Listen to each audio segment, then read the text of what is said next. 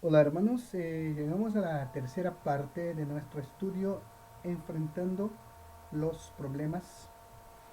Eh, Hoy día vamos a tratar de concluir también, porque ya es la tercera parte, nuestro estudio está siendo largo, pero vamos a hablar, nosotros ya vimos que nosotros tenemos a un enemigo y debemos enfrentarlo, sometiéndonos a Dios. Y según la palabra, el Señor, cuando ve que un cristiano se somete a Él, Dios lo fortalece, le da autoridad y Él puede resistir al diablo y el diablo huirá de Él. Vamos a ver dentro de que usted puede afrontar decisiones en su vida cristiana. Vamos a ver la primera cosa que es decisiones respecto a su participación en el mundo. Hermano, es una cosa bastante seria. Ya hemos visto que la Biblia nos dice, hijitos, no améis al mundo ni las cosas que están en el mundo. Si alguien ama al mundo, el amor del Padre no está en él. La amistad con el mundo es enemistad contra Dios. La palabra de Dios es muy clara respecto a esto. Entonces, no podemos dejarnos engañar por personas que incluso se dicen cristianas. Y es muy frecuente en este tiempo que, por ejemplo, jugadores de fútbol, artistas, personas que están en evidencia, se digan o se nombren cristianas. Dicen que van a una iglesia, que tiene un pastor, pero siguen con el mismo estilo de vida, siguen con las mismas prácticas pecaminosas, desagradando a Dios y engañando a la gente. Entonces, hermanos, nosotros no podemos de ningún modo someternos a este tipo de ejemplo. Ya, esas personas, hay un jugador famoso que se dice cristiano, pero lleva una vida completamente podrida en la inmoralidad, en las mentiras, en las orgías, engaños, etcétera, etcétera, etcétera. Entonces, nosotros, la verdad, hermanos, nosotros tenemos que decidir que debemos vivir un modo de vida diferente de como éramos antes, totalmente distinto. La palabra dice, el que está en Cristo es nueva criatura. Las cosas viejas han pasado y aquí todo se hace nuevo. Entonces, nosotros tenemos que ver que hay diferencias que son muy marcantes en la vida de un cristiano, un auténtico discípulo de Cristo. Por ejemplo, nosotros tenemos que tomar decisiones en cuanto a algunas cosas que hacen la diferencia entre nosotros y aquellos que no conocen al Señor.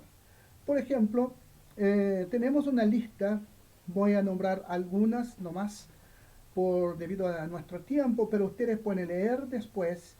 Por ejemplo, una cosa que un creyente no puede usar, un discípulo de Jesús no puede usar jamás, es un lenguaje soez, un lenguaje bajo, un lenguaje donde de, en una frase son 10 garabatos, insultos, eso no debe hacer parte de nuestro vocabulario. Otra cosa es la cuestión de la pornografía. Esto no debe estar en nuestros computadores, en nuestros celulares, absolutamente, hermanos, porque provoca un verdadero estrago en la vida de uno. Otra cosa, no participar ni escuchar chistes sucios, sensuales, que también tiene mucho que ver con el lenguaje soez. No asistir películas que, por ejemplo, um, hacen apología a las drogas, a la prostitución, al adulterio, a todo eso que es perjudicial a la vida moral y a la vida espiritual. Otra cosa, no dañar al cuerpo con drogas, con cosas que van a traer maleficios para el organismo. Entonces, hermanos, usted puede ver esto muy claro en 1 Corintios capítulo 10, el versículo 31, que todo lo que hacemos, hermanos, todo lo que hagamos debe ser para la gloria de Dios. Otra cosa que es muy importante es en cuanto a las amistades. Debemos tener mucho cuidado, hermanos, con las personas que hacemos amistad. La Biblia es muy clara en 1 Corintios capítulo 15, versículo 33. No erréis, las malas conversaciones o malas compañías corrompen las buenas costumbres. Es otra cosa, hermanos, que debemos filtrar. Debemos, hermanos, saber escoger nuestras amistades, porque una buena amistad es una bendición y una mala amistad no es una bendición. Entonces, tenga cuidado de no elevar a la gente por sobre el Señor. Es otra cosa que es muy importante también. Aquellos que nos evangelizaron, aquellos que nos discipularon o nos discipulan, son personas importantes, sin duda alguna, pero ellas no son más importantes que Dios. El Señor en su palabra deja muy claro que no podemos tener otros dioses. Entonces las personas que oran por nosotros, las personas que nos enseñan la palabra, las personas que nos lideran, ellas no son dioses, son seres humanos como nosotros. Y todos nosotros estamos sujetos a fallas, a caídas, a desvíos y ciertamente si nosotros no ponemos la mira en el Señor y ponemos la mira en esas personas, tarde o temprano vamos a tener decepciones, desilusiones, etcétera, etcétera, etcétera. Entonces, no se olvide que nosotros debemos poner nuestra mirada, nuestros ojos en el Señor Jesús, el autor y consumador de nuestra fe.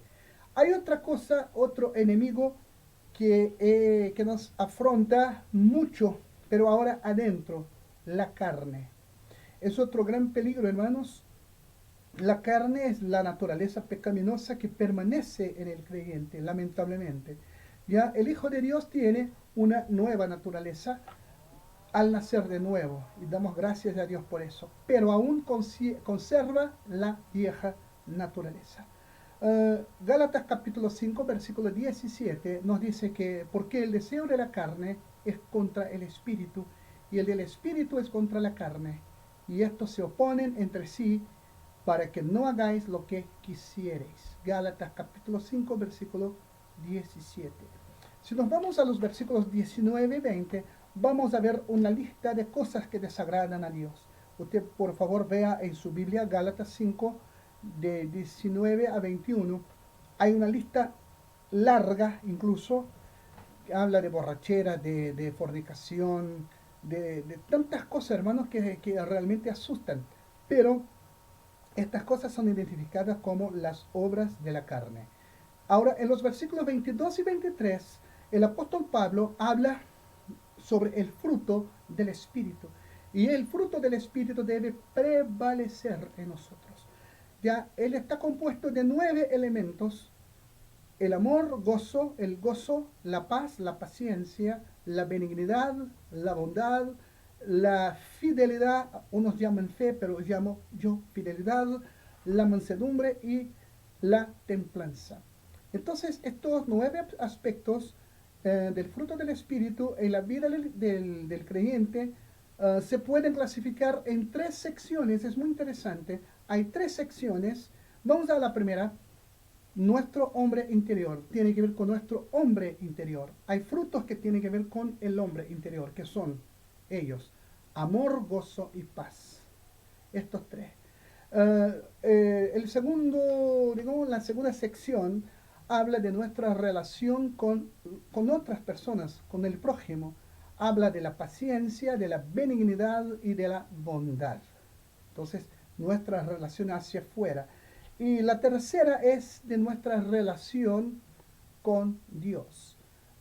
Habla de la fidelidad, la mansedumbre y la templanza, que unos también llaman el dominio propio.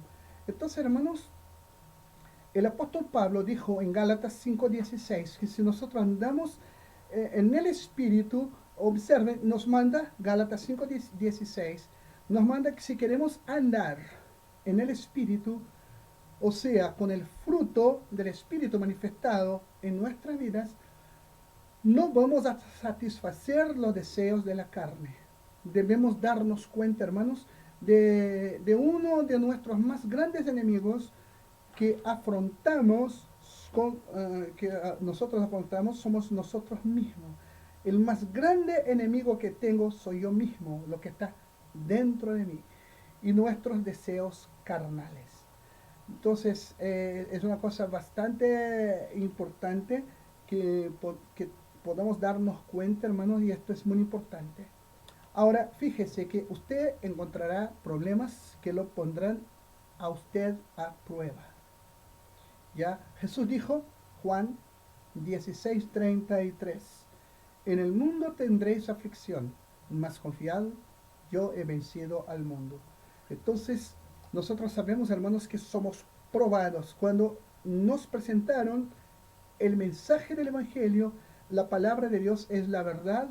Entonces, hermanos, debemos creer en ella y ella nos habla que vamos a tener aflicciones. Pero el Señor está con nosotros. Tenemos la presencia de Jesucristo. Tenemos a Él que intercede por nosotros ahí, a la diestra del Padre, y el Espíritu Santo que está en nosotros, que intercede por nosotros, según la palabra, con gemidos indecibles. Entonces, hermanos, vamos a tener problemas, vamos a tener pruebas, vamos a tener tribulaciones. Y viene la pregunta, entonces, ¿qué debemos hacer? Primero, reconocer que Dios no nos ha abandonado. Él permite que vengan pruebas en la vida. Esto siempre va a suceder. Estas pruebas han de ser usadas para fortalecernos. Qué bueno, que somos probados. Y eso me hace acordar una frase de un pastor muy amigo mío que decía que somos probados todos los días, pero no dormimos sin la victoria del Señor. Recuerde, las pruebas deben mejorarnos y no amargarnos. La segunda cosa, reconozca que Dios tiene un propósito en las pruebas. Romanos 8:28 dice, y sabemos que a los que aman a Dios, todas las cosas les ayudan a bien. Esto es, a los que conforme a sus propósitos son llamados. Tercera cosa, repose en el Señor, descanse en el Señor. Dice Salmo 37, versículo 1, no te impacientes a causa de los malignos, ni tengas envidia de los que hacen iniquidad. Deje que el impío siga su camino. Pero él prospera, no importa, porque con toda la prosperidad, con toda la riqueza, con toda la fama, con todo lo que tenga, va a ir a la eternidad sin Dios, caso no se arrepienta. Y usted sí va a ir a la eternidad con Dios porque usted es un hijo de Dios y usted anda conforme a los mandamientos del Señor. Entonces, hermanos, para terminar esta sección, el Señor quiere que confiemos en Él. Él está listo para suplir todas nuestras necesidades. En pruebas, en tentaciones, en soledad, en aflicción, en la enfermedad, en tiempos de angustia, el Señor está listo para suplir todas nuestras necesidades. Y quiero terminar leyendo 1 de Pedro capítulo 5, versículo 7, que dice, con un consejo maravilloso, echando toda vuestra ansiedad sobre Él, porque Él tiene cuidado de vosotros. Así que mi estimado, querido, amado hermano y hermana, que Dios le bendiga, que la paz de Cristo, que sobrepasa todo el entendimiento, esté guardando su mente y su corazón en Cristo Jesús. Dios le bendiga.